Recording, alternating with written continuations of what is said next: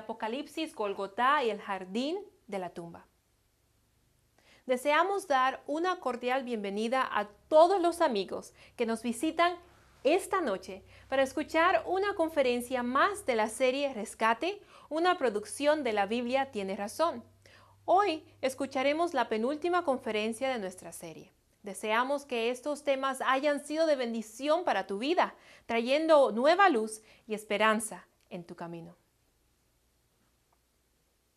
Primeramente, veremos un documental de la serie Jerusalén tras las huellas de Jesús, una serie inspiradora recorriendo los lugares donde estuvo Jesús, seguido del estudio de un capítulo más de la serie El futuro revelado en el Apocalipsis.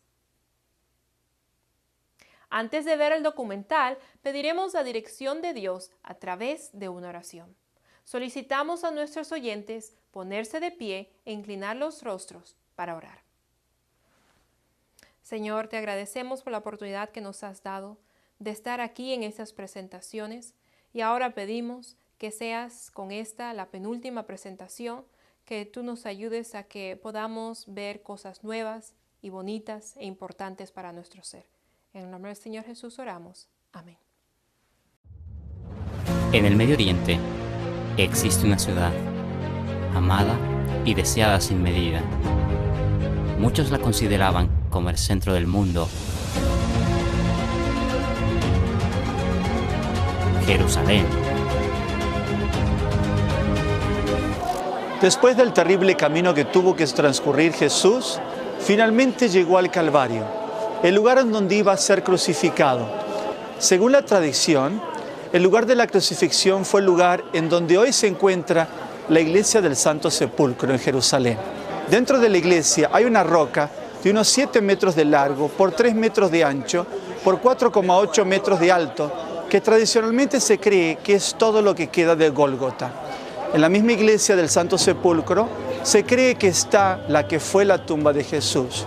Como se puede ver, es un lugar de constante peregrinaje de muchos creyentes. El término Gólgota es una transliteración del griego Golgotá, que a su vez es una transliteración de la palabra aramea Golgotha y símilmente en hebreo Gulgoleth, que significa calavera. En 1842 se publicó un artículo en donde se colocaba el lugar de la calavera al norte de Jerusalén, muy cerca de la actual puerta de Damasco. Aquí adelante podemos ver ese acantilado y aún hasta el día de hoy se pueden ver los hoyos en la roca que dan la forma de una calavera. En la cima del acantilado, hasta el día de hoy, existe un cementerio. No hay duda de que esta área se encontraba fuera de los muros de Jerusalén. Y algo muy importante, también estaba cerca de uno de los lugares más transitados, la vía a Damasco.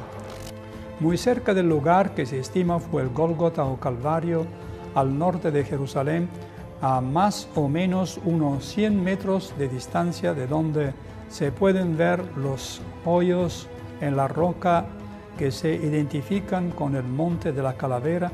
En 1867 también se encontró una tumba cavada en la roca que data del siglo I. Se cree que esta fue la tumba de Jesús. Esta tumba se encuentra en un huerto. Tiene evidencia de ser una tumba nueva, pues tiene secciones no terminadas. Data del primer siglo y es una tumba de una persona que tenía un cierto nivel económico en la sociedad. Todas estas evidencias coinciden con el registro bíblico y aunque no podemos asegurar en un 100% que esta fue la tumba de Jesús, esta tumba nos da un cuadro claro de cómo eran las tumbas en los tiempos de Jesús. La tumba no pudo contener a Jesús. Tampoco lo pudo la guardia romana. Jesús salió victorioso y en gloria. Querido amigo, ese mismo Jesús que caminó más de 2000 años atrás, aquí en la ciudad de Jerusalén, vive y está en los cielos intercediendo por ti. Ha muerto por amor a ti y para darte una oportunidad. Cuánto amor manifestado por nuestro Salvador, cargando nuestros pecados y sufriendo terrible cruz. Abre tu corazón, reconoce tus pecados y acepta a Jesús como tu Salvador, como tu Señor, y como tu Rey, y muy pronto estarás con Jesús en su glorioso reino. Tras las huellas de Jesús, una serie de 14 episodios para profundizar en la vida del Mesías y en los eventos relacionados con su muerte.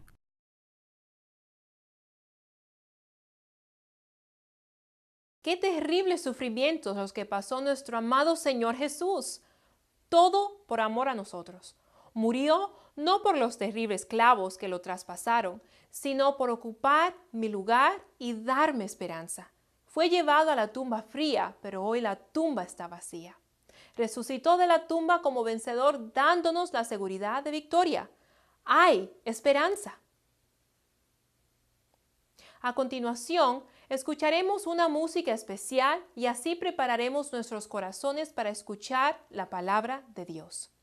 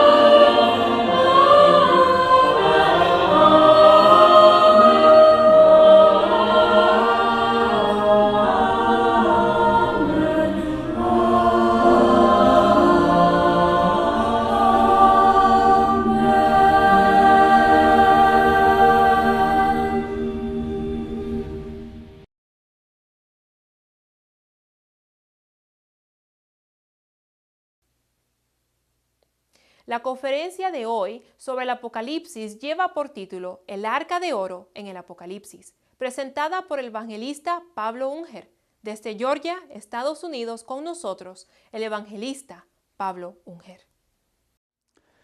Deseo saludar a todos los amigos presentes con la paz de Dios. Me alegra que podamos compartir juntos otro tema más en esta serie de Apocalipsis. Hoy hablaremos sobre el secreto del Arca de Oro. La fiebre del oro ha llevado a miles de personas a dejar familias, bienes y luchar por conservar la vida en la pelea de quién se queda con el oro y por el sueño de encontrar el metal precioso y llegar a ser una persona rica. Otros inician la caza de tesoros en el fondo del mar, intentando encontrar esos barcos que en la historia desaparecieron y muchos de ellos cargados de verdaderos tesoros. Según arqueólogos marinos e historiadores, se estima que en la profundidad del mar se encuentran cerca de 60 billones de dólares en tesoros. Es curioso, por otro lado, la forma como se han encontrado uno de los tesoros más famosos llamado el tesoro de Hoxne, encontrado en 1992 y valorado en 3,8 millones de dólares. El campesino Peter Vatling había perdido su martillo en su campo y llamó a un amigo que tenía un detector de metales con el objeto de encontrar su martillo.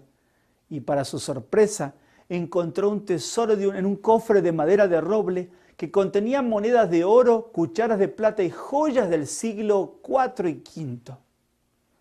Otros pasan su vida buscando tesoros en el fondo del mar.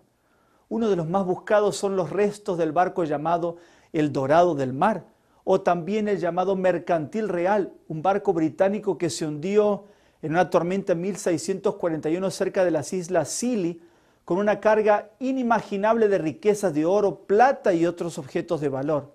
Se estima que la carga del barco está valorada en $1 billón. En el antiguo Israel también había objetos de gran valor, especialmente uno que era llamado el Arca del Pacto. Esta Arca del Pacto era el centro del culto de Israel y estaba ubicado en el lugar más sagrado que tenía el templo, o llamado el lugar santísimo. Poco antes de la caída de Jerusalén en manos de los babilonios, manos fieles tomaron el Arca del Pacto y lo escondieron para que quedara oculto hasta el tiempo del fin.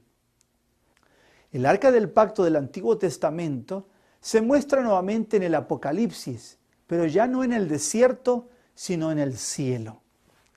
Del Arca de Oro se ha escrito y se ha hablado mucho.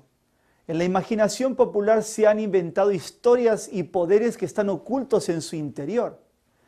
En Apocalipsis capítulo 11, el versículo 19 leemos: «Y el templo de Dios fue abierto en el cielo, y el arca de su pacto se veía en el templo. Y hubo relámpagos, voces, truenos, un terremoto y grande granizo». Según el libro de Apocalipsis, esta arca es también llamada el Arca del Pacto. También se dice que la misma estaba dentro de un templo y que este templo estaba en el cielo. Veamos estas cosas, ¿cómo pueden ser comprendidas? El primer pacto fue hecho con Adán. ¿Qué le dijo Dios a la serpiente cuando el hombre pecó? Génesis 3:15 nos dice: «Y pondré enemistad entre ti y la mujer, entre tu simiente y su simiente. Él te herirá en la cabeza y tú le herirás en el calcañar». Es hermoso notar que cuando Dios buscó al hombre a causa del pecado, antes de castigarlo, le confirió una promesa. La promesa consistía en que en determinado momento iba a nacer una simiente de la mujer, Cristo, el cual iba a destruir a Satanás, el originador del pecado. De este modo, Dios hizo un pacto de salvación con el hombre.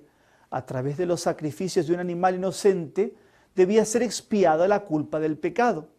Ese animal era un símbolo de Jesús, el inocente que tomó la culpa del hombre sobre sí. El centro de adoración y de la presencia divina entre el pueblo de Israel estaba en el santuario, un templo ambulante desarmable de maravilloso aspecto, el cual tenía dos compartimentos, el lugar santo y el lugar santísimo. En este último estaba el Arca del Pacto, un arca de oro, con sus símbolos de oro, con todo su entorno. El plan de salvación estaba escondido a través de los diversos elementos con sus símbolos, los que vamos a analizar. ¿Qué era el arca de oro? El libro de Éxodo, el capítulo 25, describe el arca del pacto. Dios ordenó a Moisés que hiciera un arca de madera de acacia, cuya longitud será de 2,5 codos, más o menos 1,25 m, y su anchura y alto eran de unos 65 centímetros. Además dijo Dios: lo cubrirás de oro puro, y pondrás en el arca del testimonio que yo te daré. La tapa del arca, llamada propiciatorio, era de oro macizo. Asimismo tenía 2 hermosos querubines, o sea, ángeles hechos de oro. Y de allí me contaré contigo y hablaré contigo sobre el propiciatorio, de entre los 2 querubines que están sobre el arca del testimonio. Todo lo que yo te mandaré para los hijos de Israel. Sobre el arca se encontraba la luz llamada Shekinah, que era la misma presencia de Dios en su pueblo. De allí hablaba Dios con Moisés. ¿Qué había dentro del arca? Para ello leeremos el libro de Deuteronomio, el capítulo 10, el versículos 4 y 5 y Hebreos 9:4, que dicen: y escribió en las tablas conforme a la primera escritura los 10 mandamientos que Jehová os había hablado en el monte en medio del fuego, en el día de la asamblea, y me las dio Jehová. Y volví, descendí del monte y puse las tablas en el arca que había hecho, y allí están como Jehová me mandó. El arca de oro simbolizaba el trono de Dios, ya que en ella se encuentran los siguientes elementos que hacen a su gobierno. El primero, el propiciatorio, símbolo de la misericordia, la cual está encima de todo. Segundo, están los 10 mandamientos, que son el fundamento de su trono, ya que ellos representan la justicia. El tercero era un pote de oro con el maná, que representa la alimentación sana que Dios dio al hombre en la creación. Y el cuarto elemento, la vara de almendro que pertenecía a Aarón, que reverdeció y dio frutos, que representa el ministerio que Dios tiene ordenado para la difusión de su evangelio y la salvación de las personas. Qué interesante que cada elemento tiene su aplicación lógica para conocer más claramente la voluntad de Dios. ¿Dónde estaba ubicada esta arca, símbolo del trono de Dios? Leamos en el libro de Hebreos, el capítulo 9, versículo 3. Y tras el segundo velo estaba la parte del velo del tabernáculo que es llamado el lugar santísimo. El lugar santísimo era un lugar al que solo entraba una vez al año el sumo sacerdote, ya que allí estaba debajo de los ángeles, sobre el propiciatorio, la manifestación visible de la presencia de Dios, como lo dijimos, que se llamaba la Shekinah. ¿Y qué otra división existía en el tabernáculo? Según Éxodo el capítulo 40 y Hebreos capítulo 9 menciona lo siguiente. Ahora bien, el primer pacto tenía en verdad ordenanzas de servicio a Dios y un santuario terrenal, porque el tabernáculo fue edificado así: la primera parte donde estaba el candelabro, la mesa y los panes de la proposición, el cual es llamado el santuario. Y en Apocalipsis capítulo 8, el versículo 3 dice: y otro ángel vino y se puso en pie delante del altar, teniendo un incensario de oro, y le fue dado mucho incienso para que le ofreciese con las oraciones de todos los santos sobre el altar de oro que estaba delante del trono. Vemos aquí la primera división y su contenido. De allí podemos ver que en el cielo también existe un altar y también se quema el incienso. ¿De qué estaba hecho el tabernáculo, propiamente dicho? ¿Dónde estaba el lugar santo y el santísimo? Éxodo capítulo 26 nos dice: y harás el tabernáculo de 10 cortinas de lino torcido, azul, púrpura y carmesí. Y harás querubines de obra de arte o ángeles. Y harás cortinas de pelo de cabras para una cubierta sobre el tabernáculo. 11 cortinas harás. Y harás a la tienda una cubierta de pieles de carneros, teñida de rojo, y una cubierta de pieles de tejones encima. Y harás para el tabernáculo tablas de madera de acacia que estén derechas. Y cubrirás las tablas de oro, y harás sus anillos de oro para meter por ellos las vigas. También cubrirás las vigas de oro, y levantarás el tabernáculo conforme al modelo que te fue mostrado en el monte. El armazón de madera de acacia, revestida con oro, nos ilustra la unión en Cristo de lo divino con lo humano. Y así, cada elemento nos va ilustrando la vida de Cristo, su humildad, sus sufrimientos, su pureza y a Cristo como Rey. ¿Y qué rodeaba el tabernáculo y qué elementos te contenía? Leemos en el libro de Éxodo el capítulo 27, versículo 9, versículo 16 y capítulo 40. Y harás el atrio del tabernáculo para el lado del austro, hacia el sur. Tendrá el atrio cortinas de lino torcido de 100 codos de longitud cada un lado, y a la puerta del atrio habrá una cortina de 20 codos de azul, púrpura y carmesí, y lino torcido de obra de bordador, 4 sus columnas y 4 sus bases. y colocó el altar del holocausto a la puerta del tabernáculo de la congregación, y ofreció sobre el holocausto y presente, como Jehová había mandado a Moisés.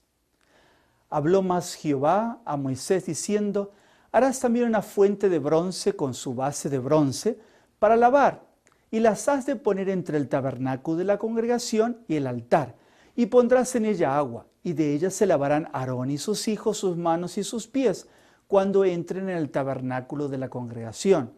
Se han de lavar con agua para que no mueran.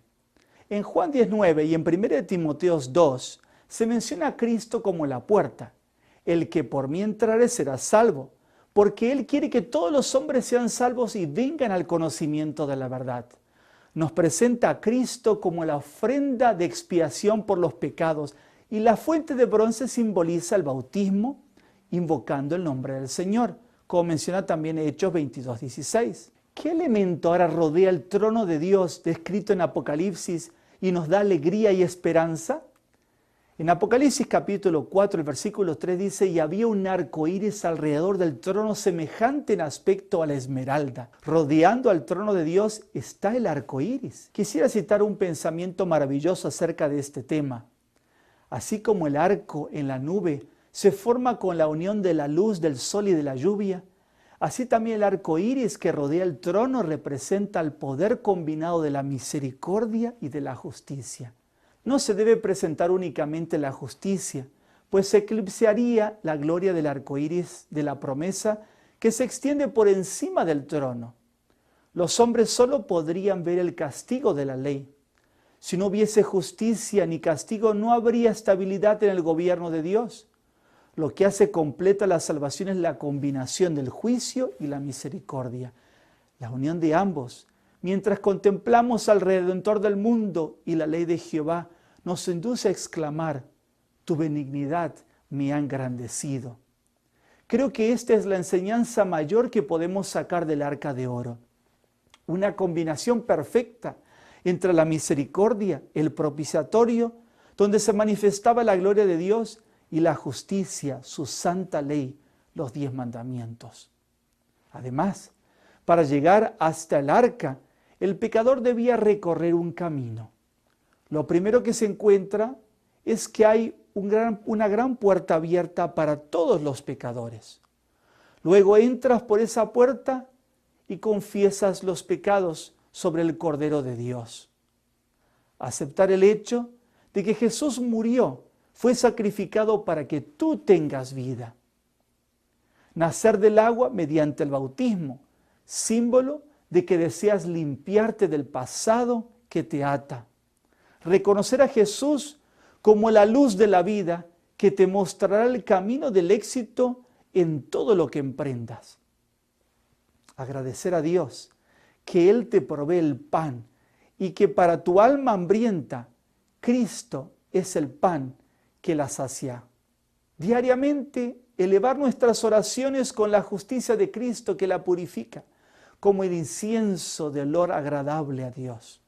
Y por último, cruzar el velo y presentarte ante Dios diariamente para que Él tenga misericordia de ti. Dios no es la rueda de auxilio a la cual acudimos cuando tenemos una pinchadura. Un deportista, para triunfar, entrena concienzudamente hasta que llega a un nivel óptimo de competencia y poder tener éxito en su desafío. Del mismo modo, la vida cristiana exitosa es cuando acudimos diariamente a Jesús y al trono de la gracia para obtener fuerzas cuando llegan las dificultades. En Apocalipsis, el capítulo 15, el versículo 5, se nos muestra nuevamente el templo del cielo. Juan dice: y vi después de estas cosas y miré, y aquí el templo, el tabernáculo del testimonio fue abierto en el cielo. En Apocalipsis 15 vemos acontecimientos importantes relacionados al templo del cielo, en donde está el arca del pacto. Por un lado vemos los que han obtenido la victoria sobre la bestia y su imagen, y están de pie ante el mar de vidrio en la ciudad de Dios como victorioso. Por otro lado, vemos las 7 plagas que están listas para ser derramadas sobre aquellos que se han rendido a los requerimientos humanos y quedaron separados de Dios. Mis queridos amigos, el arca del pacto es el elemento de decisión entre los dos grupos. Esta no fue solamente el elemento del pacto del antiguo Israel, sino que es un símbolo del pacto de Dios con sus hijos en este último tiempo. Recordemos los elementos del arca del pacto. Primero, el propiciatorio, símbolo de la propiciación que hace Cristo en nuestro favor ante el trono celestial. Hebreos dice, así que la suma de las cosas que hemos dicho es esta, que tenemos tal sumo sacerdote que se entró en la diestra del trono de la majestad de los cielos, ministro del santuario y del verdadero tabernáculo que el Señor asentó y no hombre. Mas ahora, tanto mejor ministerio es el suyo, tanto es mediador de un mejor pacto, el cual ha sido formado sobre mejores promesas. El segundo elemento son los 10 mandamientos. Son la base del juicio de Dios. En base a ellos seremos juzgados en el día del juicio y decidirá si estamos con Dios en los cielos como victoriosos ante el mar de vidrio o si recibiremos las plagas. Santiago 2:12 dice, así hablad y así obrad como los que habéis de ser juzgados por la ley de la libertad. Tercero, había un pocillo con maná. Este pocillo, como dijimos, representa la alimentación que Dios le dio al pueblo de Israel en su camino a la Canaán prometida. Esto representa que debemos alimentarnos diariamente con el pan de la palabra de Dios. Como dice en Mateo 4:4, mas él respondiendo dijo, escrito está, no solo de pan vivirá el hombre, sino de toda palabra que sale de la boca de Dios.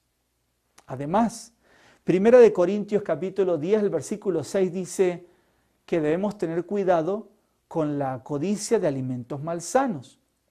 Dios desea que cuidemos nuestro cuerpo y nos alimentemos de alimentos libres de carnes, como lo pidió al pueblo de Israel durante su trayectoria en el desierto. Les dio maná, un símbolo de los alimentos sanos. Y como cuarto, tenía la vara de Aarón que reverdeció. Esto representa el ministerio que Dios tiene ordenado para la difusión de su evangelio y la salvación de las personas, el cual debe ser respetado. Hebreos capítulo 13, el versículo 17 nos dice, obedeced a vuestros pastores y sujetaos a ellos, porque ellos velan por vuestras almas, como aquellos que han de dar cuenta, para que lo hagan con alegría y no gimiendo, porque esto no es útil. Dios desea que respetemos los elementos que forman parte del pacto que Dios tiene con sus hijos en este último tiempo. Apocalipsis capítulo 15, el versículos 2 al 4, hablando de los que han obtenido la victoria, dice, y vi así como un mar de vidrio mezclado con fuego y los que habían alcanzado la victoria de la bestia y de su imagen y de su señal y del número de su nombre, estar sobre ese mar de vidrio, teniendo las arpas de Dios, y cantan el cántico de Moisés, siervo de Dios, y el cántico del Cordero, diciendo, grandes y maravillosas son tus obras, Señor Dios Todopoderoso, justos y verdaderos son tus caminos, Rey de los santos. ¿Quién no te temerá, oh Señor, y engrandecerá tu nombre? Porque tú solo eres santo, por lo cual todas las naciones vendrán y te adorarán delante de ti, porque tus juicios son manifestados. En el cántico de victoria de los que estarán ante el trono de Dios, reconocerán que los juicios de Dios son justos y verdaderos. Reconocerán la santidad de Dios y que los caminos de Dios son verdaderos. Si queremos estar también de pie ante el mar de cristal, debemos reconocer hoy la justicia de Dios, que se basa en su ley. Debemos reconocer la mediación realizada por Jesucristo y que necesitamos del pan de su palabra cada día. También debemos respetar a aquellos que Dios ha llamado como sus siervos y proclaman la verdad tal como está en su palabra. Mi querido amigo, Dios tiene un pueblo que levanta en alto estas verdades, que respeta a Dios y se deja guiar por su palabra. En el conflicto final, en donde el hombre impondrá sus leyes, solo si dependemos de Dios lograremos la victoria. Apocalipsis 15, 6 y 8 sigue diciendo: y salieron del templo 7 ángeles que tenían 7 plagas, vestidos de un lino limpio y blanco y ceñidos alrededor los pechos con bandas de oro. Y uno de los 4 animales dio a los 7 ángeles 7 copas de oro llenas de la ira de Dios, que vive para siempre jamás. Y el templo llenó de humo por la majestad de Dios y por su potencia, y ninguno podía entrar en el templo hasta que fuesen consumadas las 7 plagas de los 7 ángeles. Si no estamos entre los que estarán en el mar de vidrio como victoriosos, no hay otra opción que estar del lado de aquellos que recibirán la ira de Dios, sobre los que caerán las 7 destructivas plagas. Cuando sean derramadas las plagas, se habrá acabado el tiempo de gracia o el tiempo de arrepentimiento. Es por eso que nadie puede más entrar en el templo durante las plagas. El tiempo de gracia se habrá terminado. Estimados amigos, aún hoy es tiempo de dirigirnos al trono de la gracia de Dios y pedir por su misericordia y por su perdón. Hoy es el tiempo de poner nuestra vida en armonía con el cielo y pedir a Dios que seamos parte del pacto de gracia que Dios desea hacer con sus hijos.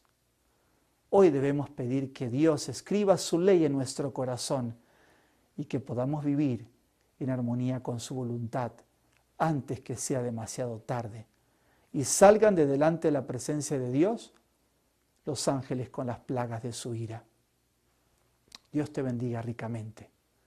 Les invito a ponerse de pie y podamos ser dirigidos a Dios a través de una oración antes de despedirnos.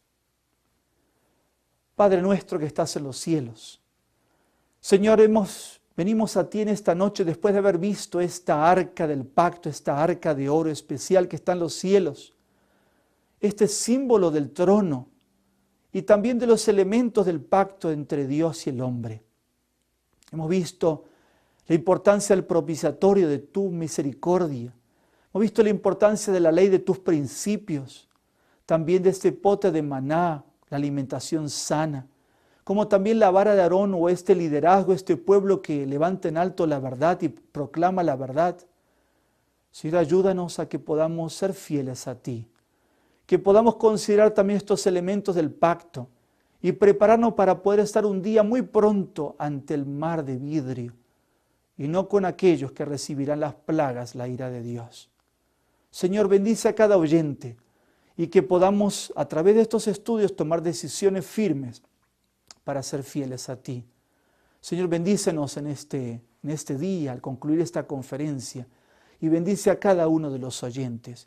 Y ayúdanos, Señor, a seguir creciendo en la experiencia contigo.